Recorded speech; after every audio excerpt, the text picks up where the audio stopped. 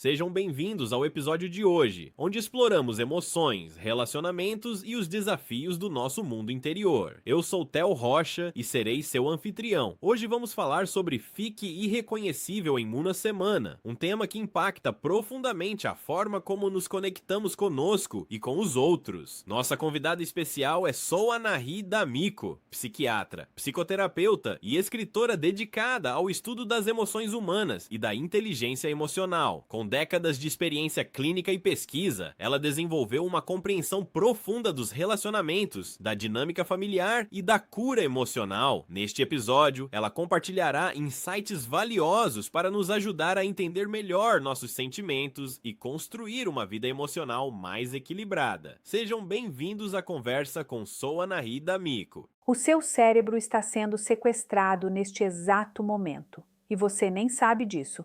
Deixa eu te contar algo que descobri depois de décadas trabalhando em consultório. A maioria das pessoas que chegam até mim desesperadas, exaustas, sentindo que não aguentam mais, não precisam de anos de terapia, precisam de uma semana, uma única semana, onde tudo mude.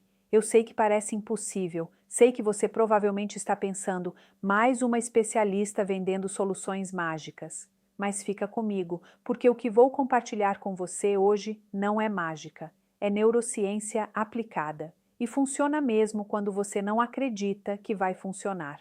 Sou Anahy D'Amico, psiquiatra, psicoterapeuta e escritora, e há décadas estudo as emoções humanas, a inteligência emocional e os segredos da mente. Hoje quero compartilhar com você o que aprendi em minha prática clínica, em minhas pesquisas e na convivência com milhares de pacientes e leitores. Há mais de 15 anos escuto histórias no consultório, histórias de pessoas brilhantes, capazes, com todo o potencial do mundo, completamente presas em versões de si mesmas que não reconhecem mais. E o que mais dói é que muitas delas carregam esse peso há anos, acreditando que a transformação exige meses ou anos de trabalho constante. Sim, a mudança profunda leva tempo. Mas há algo que aprendi e que vai soar radical. Você pode se tornar uma pessoa irreconhecível em apenas 7 dias. Irreconhecível não significa melhor em tudo, significa diferente. E aqui vem o primeiro aviso sério que preciso te dar. Esse processo pode ser desconfortável, pode mexer com coisas que você evita há anos, pode fazer com que as pessoas ao seu redor não entendam o que está acontecendo com você, porque quando você muda, o sistema ao seu redor precisa se reajustar, e nem todo mundo gosta disso. Essa semana da qual vou te falar não é uma semana de autocuidado superficial. Não estou falando de banhos com sais e velas aromáticas. Estou falando de intervir nos circuitos neurais que te mantêm presa em padrões que estão roubando a sua vida. E isso exige coragem. O que está te consumindo? Agora mesmo há algo na sua vida que te consome. Pode ser a ansiedade que você sente toda manhã ao acordar. Pode ser aquele relacionamento que te drena. Pode ser o trabalho que você odeia, mas frequenta como um autômato. Pode ser essa versão de você mesma que você vê no espelho e não reconhece. Seja o que for, esse algo tem uma origem neurobiológica e, portanto, uma solução neurobiológica. Mas antes de te dar as ferramentas, preciso que você entenda algo fundamental. O seu cérebro não quer que você mude. Seu cérebro foi projetado para a sobrevivência, não para a felicidade. E sobreviver significa previsibilidade, rotina, o conhecido, mesmo que o conhecido seja doloroso. É por isso que mudar é tão difícil. Não é falta de vontade, não é fraqueza, é que você está lutando contra milhões de anos de evolução. E o que não te contam em outros lugares é o seguinte: a mudança rápida pode ser perigosa se você não souber conduzi-la. Já vi pessoas tentando se transformar da noite para o dia e acabarem piores do que estavam porque não compreenderam os mecanismos. Por isso vou te dar não apenas o que, mas o como e o porquê. E, sobretudo, vou te alertar sobre as armadilhas. O seu GPS está desatualizado. O seu cérebro pesa aproximadamente 1,5 kg e consome 20% de toda a sua energia. É uma máquina incrivelmente eficiente, mas também incrivelmente preguiçosa. Ele está constantemente buscando gastar menos energia, automatizando processos, criando atalhos. Esses atalhos são os seus hábitos, os seus padrões de pensamento, as suas crenças. O problema é que muitos desses atalhos foram criados quando você era criança, quando o seu cérebro ainda estava em desenvolvimento, quando você não tinha ferramentas para processar a realidade de forma madura e, no entanto, você ainda usa esses mesmos circuitos décadas depois. Imagine que você tem um GPS interno programado quando tinha 7 anos. Ele continua te dizendo por onde ir, quais caminhos seguir, o que evitar. Mas a cidade mudou completamente. Há estradas novas, atalhos que não existiam, e o seu GPS continua insistindo nas rotas antigas. Isso é o seu cérebro. É isso que te mantém presa. Certa vez, atendi uma mulher de 38 anos, bem-sucedida profissionalmente, com uma família que a amava, mas completamente desconectada de si mesma. Ela me disse algo que nunca esqueci. Sinto que estou assistindo a minha própria vida de fora, como se fosse um filme em que eu não sou a protagonista.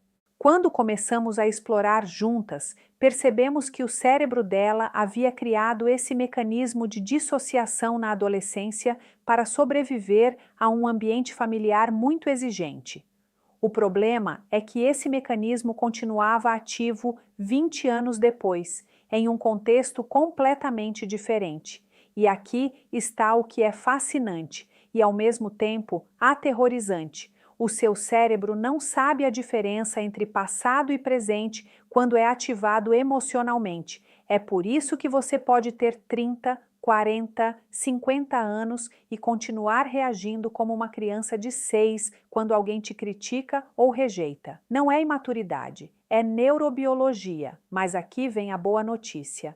A notícia que muda tudo, a neuroplasticidade. O seu cérebro pode mudar, pode criar novas conexões, podar as antigas, se reprogramar. Mas precisa de condições específicas para isso, e essas condições podem ser criadas em uma semana. O cortisol está roubando a sua vida. Preciso te falar sobre algo que provavelmente está arruinando a sua vida agora, e você não sabe. O cortisol. Em pequenas doses, ele é maravilhoso, te ajuda a acordar, te dá energia, te mantém alerta. O problema é que a maioria das pessoas que atendo vive em um estado de cortisol cronicamente elevado. E o cortisol crônico é devastador. Ele atrofia o hipocampo, responsável pela memória e pelo aprendizado. Hipertrofia a amígdala, o seu centro do medo. Te faz engordar, destrói o sistema imunológico, arruína a pele, rouba o sono. E o pior de tudo, rouba a sua capacidade de sentir alegria. Tenho pacientes que me dizem: Anaí, não consigo mais aproveitar nada, nada me emociona. Quando analisamos o estilo de vida delas, descobrimos que vivem em um estado de hiperativação constante. Trabalham 12 horas, dormem 5, comem mal, não se movem, vivem permanentemente conectadas ao telefone, revisam as notícias de forma compulsiva. O seu corpo não sabe a diferença entre um leão te perseguindo e um chefe te gritando. Para o sistema nervoso, ambos são ameaças. E se a ameaça é constante, o corpo fica em modo de sobrevivência. Em modo de sobrevivência, você não consegue criar, não consegue se conectar, não consegue amar plenamente, não consegue ser você mesma. O que fazer nessa semana? A primeira missão desta semana é reduzir o seu cortisol. Isso requer decisões radicais. Primeira, durma. Não 5 ou 6 horas, entre 7 e 9 horas de sono de qualidade. Sei o que você está pensando. Não tenho tempo. Então você não tem tempo para mudar. É simples assim. O sono é quando o seu cérebro se limpa literalmente. Existe um sistema que só se ativa durante o sono profundo e elimina toxinas cerebrais. Se você não dorme, essas toxinas se acumulam e têm relação direta com o declínio cognitivo. Segunda, mova-se. Não estou falando de se matar na academia. Estou falando de movimento diário, de preferência ao ar livre, com luz natural. 30 minutos de caminhada podem reduzir o cortisol em até 20%. Isso é menos tempo do que você passa no Instagram sem propósito. Terceira, largue o telefone. E aqui está uma das coisas mais importantes que vou te dizer em todo este vídeo. O seu telefone está destruindo a sua capacidade de atenção, e sem capacidade de atenção não há transformação possível. Vivemos na era da distração constante. O seu telefone é uma máquina de dopamina, projetada para te manter viciada. Cada notificação, cada curtida, cada mensagem é uma pequena dose de dopamina que reforça o circuito de recompensa. E o problema é que dopamina e cortisol estão intimamente ligados. Quando você busca dopamina compulsivamente por estímulos externos, o cortisol sobe. É um paradoxo perverso. Você busca prazer, mas gera estresse. E há algo ainda mais grave. A capacidade de atenção sustentada está diretamente ligada à capacidade de mudar. Se você não consegue manter a atenção por mais de 3 minutos, não consegue criar novos circuitos neurais. A neuroplasticidade exige atenção sustentada, repetição, prática deliberada. Conheço pessoas que revisam o telefone a cada 3 minutos, que não conseguem assistir a um filme sem estar no celular, que não conseguem manter uma conversa sem olhar para a tela. E depois se perguntam por que não conseguem mudar, meditar, se concentrar, por que se sentem vazias. É porque o cérebro delas está completamente fragmentado. Nesta semana, você vai precisar limitar o uso do telefone a momentos específicos do dia. Sei que isso vai gerar resistência, sei que o seu cérebro vai inventar desculpas. Vou te contar algo pessoal. Durante anos eu também estava completamente viciada no celular. Respondia mensagens às 11 da noite, revisava e-mails no domingo de manhã, dormia com o telefone na cabeceira e um dia percebi que havia perdido algo fundamental, a capacidade de me aborrecer. O tédio real, sem estímulos externos, é onde a mágica acontece. É onde o cérebro processa, integra, cria. Hoje tenho horários onde não toco no telefone. No início foi angustiante. Sentia uma ansiedade física, como se estivesse perdendo algo crucial. Mas essa ansiedade é falsa. É o seu cérebro pedindo a dose de dopamina. Quando você aprende a tolerar esse desconforto, tudo muda. A comida que o seu cérebro precisa. O seu cérebro é um órgão físico que precisa de nutrientes específicos para funcionar. Se você o alimenta com lixo, ele vai funcionar como lixo. O açúcar é provavelmente o maior inimigo do seu cérebro. Ele gera picos de glicose seguidos de quedas bruscas, e essas montanhas russas de glicose se traduzem em montanhas russas emocionais. Você se sente bem por meia hora e depois despenca. O cérebro, desesperado por voltar a se sentir bem, pede mais açúcar. É um ciclo vicioso. Além disso, o açúcar gera inflamação, e a inflamação cerebral está diretamente relacionada à depressão, à ansiedade, ao déficit de atenção e ao declínio cognitivo. Não se trata apenas de eliminar o que faz mal, trata-se de adicionar o que é bom. O seu cérebro precisa de gorduras saudáveis, proteína de qualidade, vegetais de folha verde e muita água. Nesta semana, faça um experimento. Elimine o açúcar processado, o álcool, os ultraprocessados. Coma comida de verdade e observe como você se sente. Há uma conexão direta entre o seu intestino e o seu cérebro, o que chamamos de eixo intestino-cérebro. Boa parte da serotonina, o neurotransmissor da felicidade, é produzida no intestino. Se o intestino está inflamado, alimentado com lixo, a sua produção de serotonina despenca. E sem serotonina não há bem-estar possível. As pessoas ao seu redor. Agora vamos entrar em território difícil, porque muitas vezes as pessoas que nos fazem mal são as que mais amamos. Relacionamentos tóxicos adoecem, literalmente.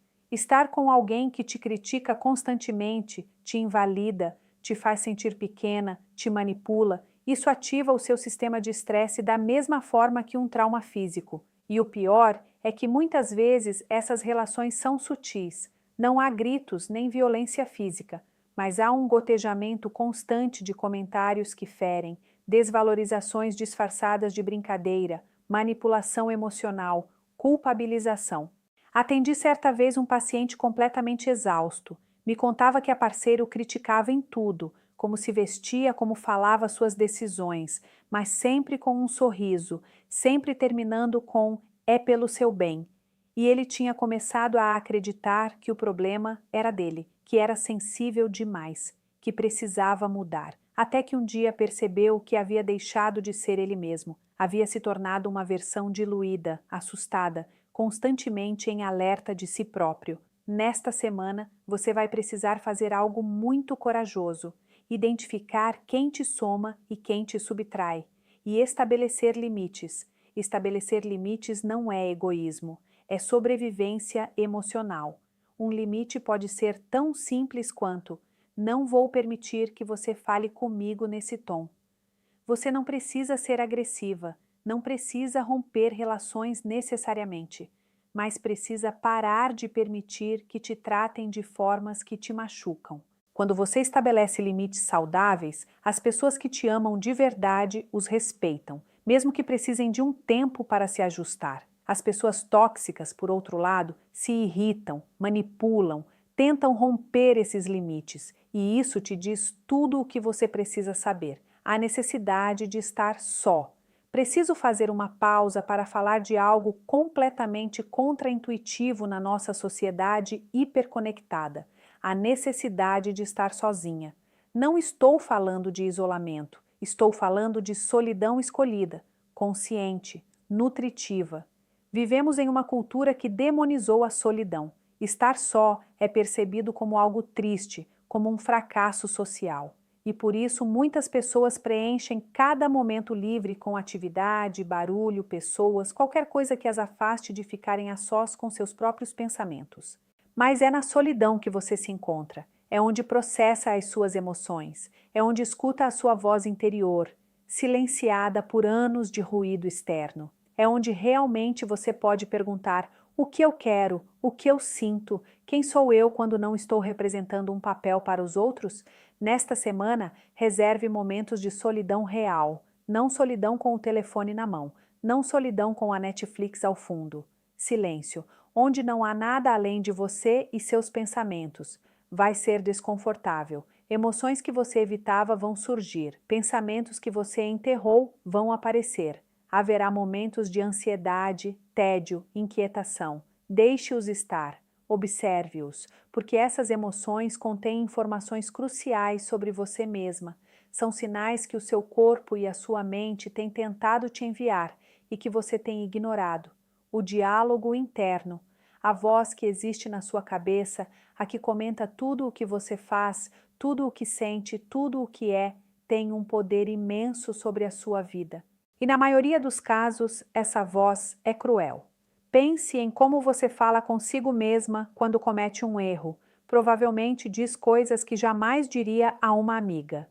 Sou idiota, sempre estrago tudo, ninguém vai me amar. Cada uma dessas frases é como um martelo na sua autoestima. E o mais interessante é que essa voz crítica muitas vezes nem é sua. É a voz do seu pai, da sua mãe, de um professor, de alguém que te marcou na infância. Mas você a internalizou tanto que agora acredita que é a sua própria opinião sobre si mesma. Nesta semana, observe o seu diálogo interno. Não tente mudá-lo ainda, apenas observe. Perceba quantas vezes por dia você se critica, se julga, se desvaloriza. E quando perceber, pergunte: de quem é essa voz? Eu falaria assim com alguém que amo, porque aqui está a chave. Você pode escolher mudar essa narrativa, não da noite para o dia, não com afirmações positivas falsas que você não acredita, mas pode começar a questioná-la. Quando a sua mente disser "você é um fracasso", responda: isso é uma opinião, não um fato. Quando disser "ninguém te quer", responda: tenho evidências do contrário. Não se trata de se enganar, trata-se de ser objetiva. O seu crítico interno distorce a realidade, magnifica o negativo, minimiza o positivo. E essas distorções te mantêm presa. O corpo guarda tudo. Tudo isso sobre o cérebro, as emoções, os pensamentos. Não existe no vácuo. Existe em um corpo físico que precisa se mover. Somos feitas para um movimento. Nossos ancestrais caminhavam quilômetros por dia, caçavam, corriam, subiam. E, no entanto, passamos 8, 10, 12 horas sentadas, e essa imobilidade tem consequências devastadoras.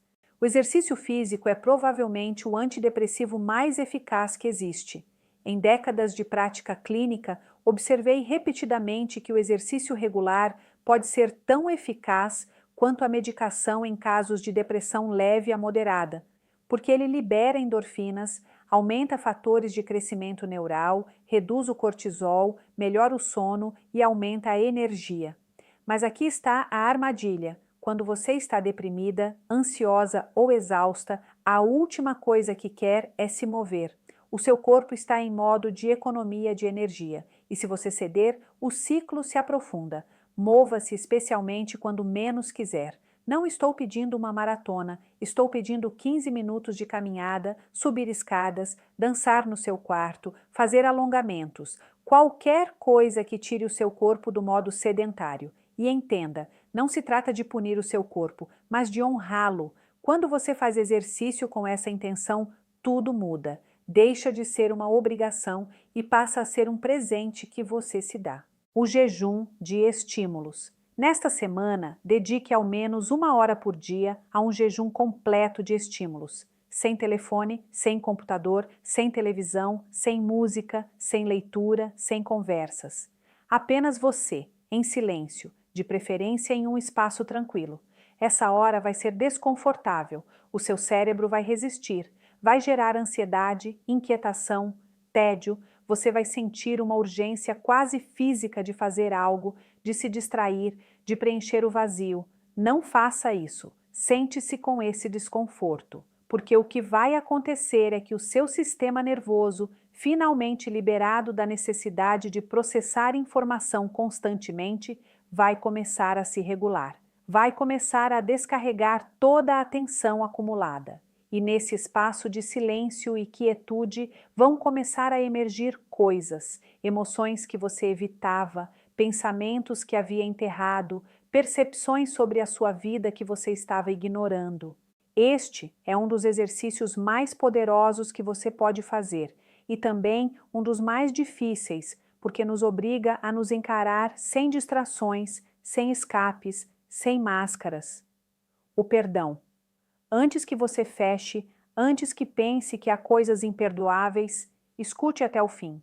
O perdão não é dizer que o que fizeram com você está certo, não é justificar o dano, não é esquecer, não é se reconciliar com quem te machucou, não é permitir que aconteça de novo. O perdão é soltar o veneno que você carrega dentro de si. Quando você guarda ressentimento, raiva, ódio em relação a alguém que te feriu, quem mais sofre é você, não a outra pessoa. Porque cada vez que você revive a dor, o seu corpo gera os mesmos hormônios de estresse como se estivesse acontecendo agora. A sua amígdala se ativa, o cortisol sobe, o seu sistema imunológico se deprime. É como tomar veneno esperando que a outra pessoa morra. Não funciona assim. E o mais triste é que muitas pessoas constroem toda a sua identidade ao redor do seu trauma, do seu dor, do que lhes fizeram. É compreensível, especialmente quando foi algo terrível, mas chega um momento em que você precisa se perguntar: quero continuar sendo a pessoa para quem isso aconteceu ou quero ser a pessoa que superou isso? O perdão é para você, não para eles. É a sua decisão de não continuar carregando esse peso. É a sua decisão de recuperar o seu poder, porque enquanto você continuar emocionalmente presa a quem te machucou, essa pessoa continua tendo poder sobre você. Nesta semana, identifique algo pequeno que você esteja guardando. Pode ser algo que alguém disse há meses e que ainda ruminando, e pratique soltar. Não precisa ligar para a pessoa, não precisa dizer nada. Apenas no seu interior, conscientemente, não quero mais carregar isso. Me libero desse peso. E cada vez que o pensamento voltar, repita o processo. E aqui vem algo importante. Muitas vezes, a pessoa que você mais precisa perdoar é você mesma, pelas decisões que tomou, pelos erros que cometeu, pelas oportunidades que perdeu. O autopunição não te torna uma pessoa melhor, apenas te torna uma pessoa menor. Perdoe-se, não porque o que fez estava certo, mas porque você merece a oportunidade de crescer além dos seus erros. Propósito e conexão. Ao longo de décadas no consultório, aprendi que as pessoas que têm um senso de propósito são muito mais resilientes frente ao estresse. Não é que não sofram, sofrem, mas o sofrimento tem um contexto, um sentido. Não é sofrimento aleatório e sem sentido, que é o tipo que mais nos despedaça. Pergunte-se: para que me levanto toda manhã?